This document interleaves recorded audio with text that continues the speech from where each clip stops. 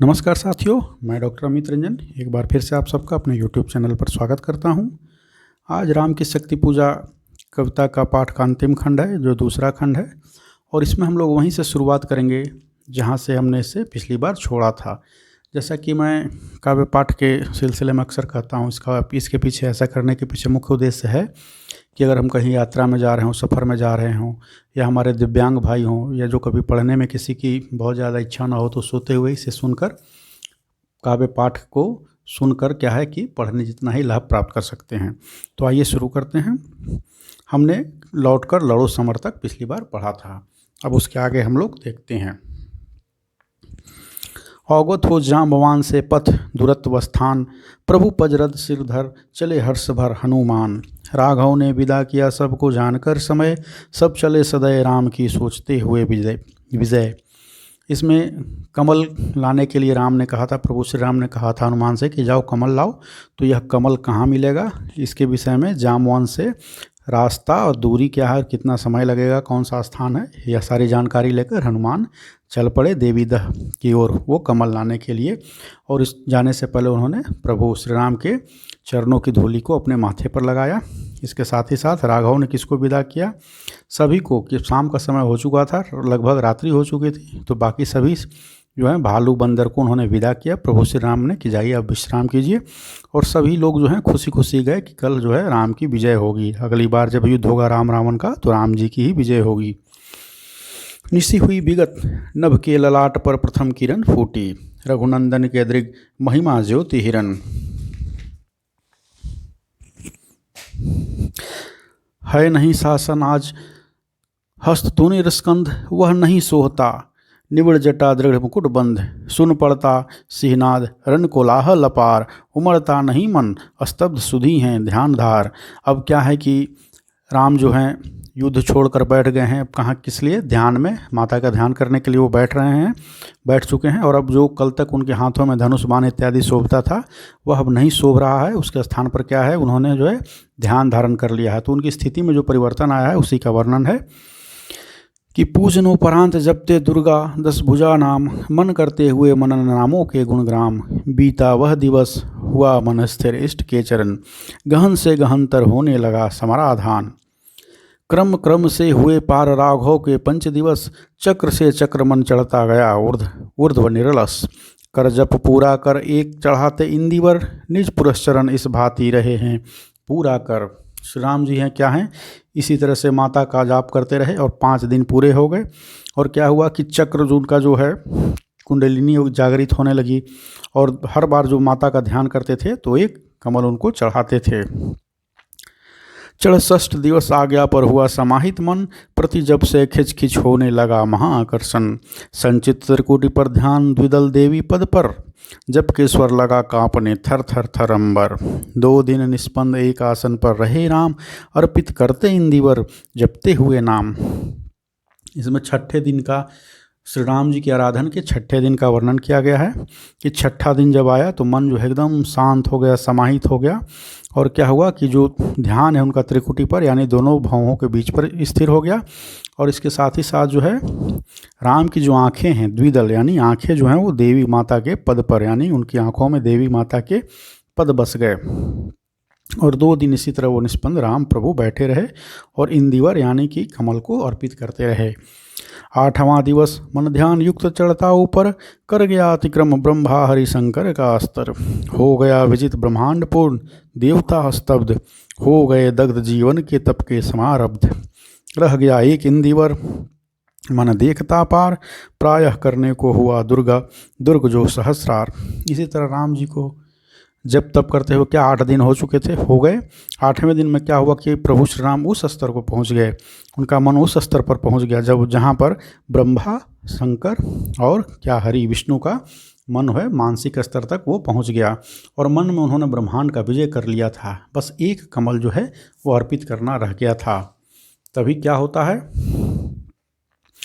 द्विप्रहर रात्रि साकार हुई दुर्गा छिपकर, हंस उठा ले गई पूजा का प्रिय इंदिवर। एक अंतिम कमल जो श्री राम जी को अर्पित करना था, वो अर्पित करने से पहले ही माता दुर्गा आई और उन्होंने क्या किया, वो कमल जो है छुपा लिया, स्वयं प्रकट हुए और वो कमल छुपा लिया।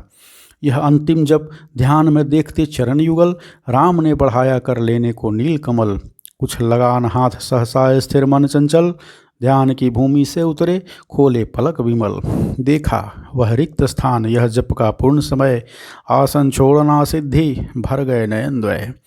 माता दुर्गा ने जो अंतिम कमल था उठा लिया था, चुप कराई और उन्होंने क्या किया कि उसे उठा लिया। माता दुर्गा ने उस कमल को उठा लिया। तो प्रभु श्री राम आँख बंद करके ही ध्यान में वो कमल उठा कर डाल रहे थे। जब वो अंतिम कमल अर्पित करने के लिए उन्होंने किया, जब हाथ अपना बढ़ाया तो वहाँ कुछ हाथ नहीं लगा, क्योंकि वहाँ कुछ था ही नहीं। तो यह देख कर क्या है कि उनका मन विचलित हो गया, और वो चूँकि वो ध्यान में बैठे थे, इसलिए अगर ध्यान में से उठना भी जो है निषिद्ध था। तो यह देख कर वो क्या है, उनकी आंखें भर आईं कि साधना के इतने करीब आकर भी मैं असफल हो जाऊंगा। और उसके बाद क्या हुआ, धिक जीवन को जो पाता ही आया विरोध, धिक साधन जिसके लिए सदा ही किया शोध। जानकी हाय उद्धार प्रिया का हो न सका, वह एक और मन रहा राम का जो न थका। जो नहीं जानता दैन्य नहीं जानता विनय, कर गया भेद व माया वरण प्राप्त कर जाए। बुद्धि के दुर्ग पहुँचा विद्युत गति हत चेतन, राम में जग स्मृति हुए सजग पाभाव प्रमन। जब राम ने देखा कि साधना कितने करीब आकर भी वो पराजित हो जाएंगे, अपने लक्ष्य को प्राप्त नहीं कर पाएंगे, तो वो खुद को ही धिक्कारने लगे कि अब मेरा जो पूरा का पूरा जीवन है क्या है, वो धिक्कार है, क्योंकि पूरा का पूरा जीवन ही मेरा जो है विरोधी पाता आया, और शुरू से अंत तक मेरा जीवन विरोधों में संघर्षों में ही रहा। और वो क्या कहते हैं, हे जानकी तुम्हारा मैं उद्धार न कर पाया। तो यह एक स्थिति यह आई। और ये 3 पंक्तियां हैं, इसके विषय में कहा जाता है कि निराला जो है अपने जीवन के विषय में बतला रहे हैं, आत्मकथा आत्मव्यथा है ये उनकी। लेकिन अंतिम उसके बाद ही जस्ट अगली जो है भाव उत्पन्न होता है वो क्या है कि पर वह एक और मन रहा राम का जो न थका। एक मन तो धिक्कार रहा, लेकिन दूसरा मन और क्या कह रहा है, एक और मन रहा राम का जो न थका। जो नहीं जानता दैन्य नहीं जानता विनय, जो दीनता और विनय को नहीं जानता है, और उसी ने राम को, मन का दूसरा पहलू है जो, उसी ने राम को क्या है सुझाया। यह उपाय क्या सुझाया, उपाय सुझाया। उपाय क्या है, यह है उपाय कह उठे राम ज्यो मंद्रित घन, कहती थी माता मुझे सदा राजीव नयन। दो नील कमल हैं से सभी यह पुरस्चरण, पूरा करता हूँ देकर माता एक नयन। उपाय यह था कि माता जो हैं श्री राम जी की उनको राजीव नयन कहकर बुलाती थीं, क्योंकि उनकी आंखें कमल के जैसी थीं, कमलवत थीं। तो श्री राम ने कहा अच्छा एक ही कमल अर्पित करना है ना, मेरे पास तो 2 कमल है, मेरी आँख रूपी कमल है, मैं ये आँखें आपको अर्पित करके जो है अपनी साधना को पूरा करता हूँ। कह कर देखा तुणिर ब्रह्मा सर रहा झलक, ले लिया हस्त लक लक करता वह महाफलक। ले अस्त्र वाम कर दक्षिण लोचन, ले अर्पित करने को उद्यत हो गए सुमन। और ऐसा सोचकर उन्होंने क्या किया कि अपने तुनीर को निकाला और उससे अपने आँखों को वो निकालने के लिए आगे बढ़े। और फिर यह बहुत ही मोटिवेशनल लाइन है, जिस क्षण बध गया बेधने को दृढ़ निश्चय, कांपा ब्रह्मांड हुआ देवी का त्वरित उदय। जिस क्षण बध गया बेधने को दृढ़ निश्चय, जिस क्षण प्रभु श्री राम ने यह निश्चय कर लिया कि अब आँख निकाल कर हम माता को अर्पित ही कर देंगे, जिस क्षण यह दृढ़ निश्चय उनके मन में हुआ, उसी क्षण ब्रह्मांड कांपने लगा। और क्या हुआ, देवी माँ का उदय हो गया, साक्षात वो प्रकट हुई। और उन्होंने क्या कहा, उसके बाद उन्होंने कहा जो है, साधु साधु साधक धीर धर्म धन धन्य राम, कह लिया भगवती ने राघव का हस्त थाम। ऐसा कहते हुए माता ने उनका हाथ थाम लिया। देखा राम ने सामने श्री दुर्गा भास्वर, वाम पद असुर स्कंद पर रहा दक्षिण हरि पर। हरि विष्णु का भी रूप है, जिसके अवतार क्या हैं, श्री राम हैं। उनका एक जो है पैर माता दुर्गा का वर्णन कर रहे हैं, राम कैसी हैं देख रहे हैं कि क्या है, बायां पैर असुर के स्कंद पर है और दहिना पैर जो है हरि पर है, लेकिन यहाँ पर सीख है। और हरि जो है विष्णु और विष्णु श्री राम के अवतार।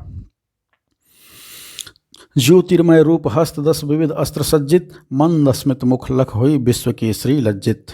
यहाँ पर माता दुर्गा जी का वर्णन किया जा रहा है कि उनके मुख पर जो श्री थी, तेज थी, उसे जो उनके मुख पर तेज थी, क्या हुए, पूरे विश्व की स्त्री जो है लज्जित हो गई। है दक्षिण में लक्ष्मी सरस्वती वाम भाग, दक्षिण में उनके लक्ष्मी बैठी हैं और बाएं भाग में सरस्वती हैं। दक्षिण गणेश कार्तिक बाएं, दक्षिण में गणेश और बाएं कार्तिक हैं। रण रंग राग मस्तक पर शंकर, पद पद्मों पर श्रद्धा भार, श्री राघव हुए प्रणत बंद स्वर बंधन कर। होगी जय हे पुरुषोत्तम नवीन, कह माँ शक्ति राम के वदन में हुई लीन।